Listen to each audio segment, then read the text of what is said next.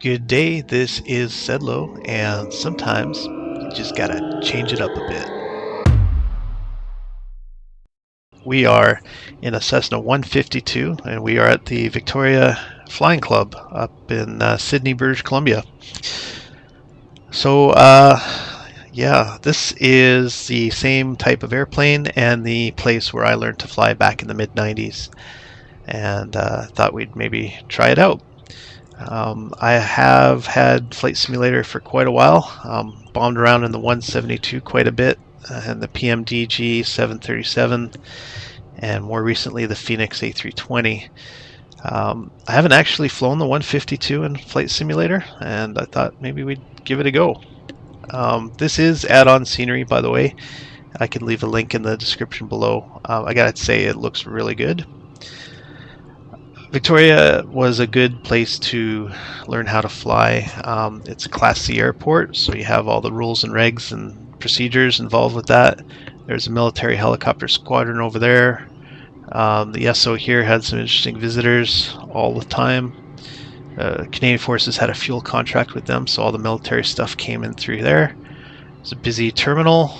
Well, not too busy, but busy enough.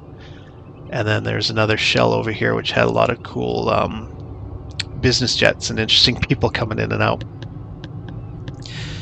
One thing, yeah, don't leave the prop up like that. We always kept it horizontal because planes taxiing by with high wings, could smack that. Because you'd say, well, that's stupid, but I've actually seen it happen. So, yeah, if you're ever parking an aircraft, make sure your prop's horizontal when you leave. All right, let's get in here. Yeah, it looks pretty good. The planes I trained in were a little more beat up than this. The plastic molding here was all sun-baked and cracked and didn't look very good, but it worked. The radio stack here is, wow, yeah, this is Gucci for what we had. Back in the day, we just had a one VHF radio, and we had one nav radio with just the one VOR. This was usually blank. I think one of them had an ADF, but yeah, no, it was pretty basic. Certainly wasn't no GPS or anything like that. We flew by charts and our compass, and damn it, that's the way it should be. Anyway, I don't have a checklist, so I can't be sure this is the right way to do it. This is all from memory. So first thing, we'd make sure the fuel was on. We never really shut it off, but you always had to check. And sometimes the instructors were sneaky, and they'd put that into the up position. So, wow, the carpet looks much better than the planes I trained in. Anyway, so that's in. We'll go mixture rich, throttle in just a little bit. Oh, okay. Yeah, we'll get rid of that. That was intentional. Right, so where are we? Master on, nav light, beacon light on. That's just to warn people that we're about to start up. The primer, we will... okay. The way this works in real life is this little notch on the primer plunger, and sorry, a little notch here in the panel, and a little thing sticking up on the primer thing. So you had to twist it to line it up, and then you could pull it out fairly easily, and then pushing it in was a lot of work. It was very hard to do. And then you push it in and you twist it so it locks it in place. So where are we? Mixture rich, throttle set, carb heat cold, master on. We're primed. Parking brake, Gucci. We didn't have that, or never used it in ours. Brakes on. Open the window, yell clear prop, and we will turn the key. And that started so much easier than our aircraft used to. All those radios should have been off. Oh well. C'est la vie, right? ATIS was... Well, it doesn't matter. ATIS was 18.8, I think. All right. So we'll do the altimeter, whatever it is, 65 feet above sea level. So that's right. We'll check that is good. Our temperatures and pressures are still good. And what else do we have? I think that was about it. So yeah, then we'd call ground, tell them where we are, where we want to go. I think the winds are out of the west, so we'll go and use runway 27, which is great when you were renting or training because it was a very short taxi compared to going all the way down here for runway 09. So let's go ahead and taxi out. Oh, wait, parking brake. Again, I'm actually pretty sure we didn't even have a parking brake on these, but maybe we did. It's been a long time. I know the 172s had them, but again, it was something we'd never used on the ramp. We just chalked and tied them down.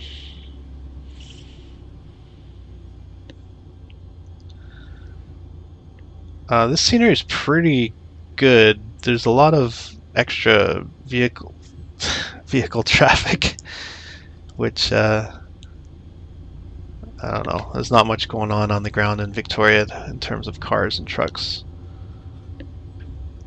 And this, maybe I didn't have my rudders set, but it's a little difficult to steer in this 152. Okay, back in the day, we would pull into the shell here and do our run-up because this is where Taxiway Echo used to end. But they've since added an extension to it so people could taxi full length, but we'll just do it how we used to do it. We sort of turned our tail as to not blast any business jets that were parked at the shell. These days I think it's pretty full there, so they probably do their run-up way down at the end. Okay, let's see. Throttle up.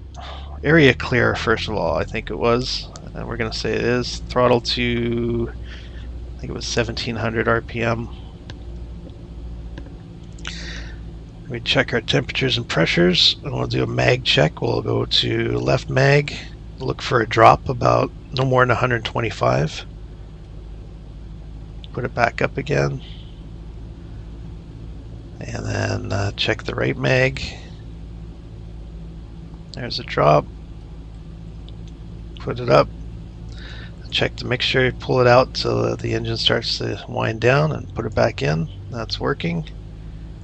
Then we do a carb heat check. Pull the carb heat out and look for a drop. If there isn't a drop, you'd put it back in and do it again. It's hard to tell if there's a drop or not. Let's try it one more time. 1700, carb heat out. It's a slight drop. I don't think icing is modeled in this, or maybe it is, but we're just going to say it isn't. Alright, and then carb heat out and full idle. And we'll check our temperatures and pressures here and just have us listen, see if it's good. And it is, so carb heat back in, up to 1000 again. And the pre-takeoff checklist was everyone's locked in, doors and windows, seatbelts, do a flight control wipeout, make sure nothing is catching either in the control cables or in the cockpit, nothing interfering with the left and right, up and down. And also just check to see your ailerons are rigged the right way. Set our trim. Should be a, yeah, there it is, takeoff trim. There we go. We'll do a no flap takeoff, and yeah, let's do it.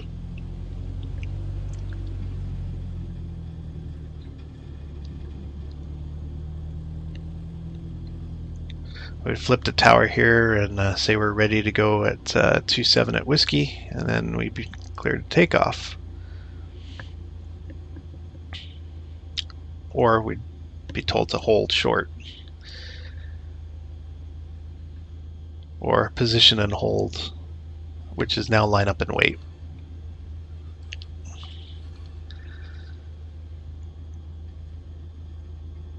So we'll just assume we've been cleared for takeoff. We'll, oh, well, there's a car on the runway, so let's just hold for that. Takeoff lights. I used to do it just, oh, hey, this has got strobe lights. Fancy. Okay, we'll put those on. And wait for this guy to get off the bloody runway. That's just weird. Okay, here we go. Throttle full, a little bit of right rudder to allow for the torque. Now my rudder's definitely not calibrated right. Temperatures and pressures are good. Airspeed is now alive. We're rotating. We're airborne. 67 knots, I believe, was the VY for this, so let's climb out on that initially.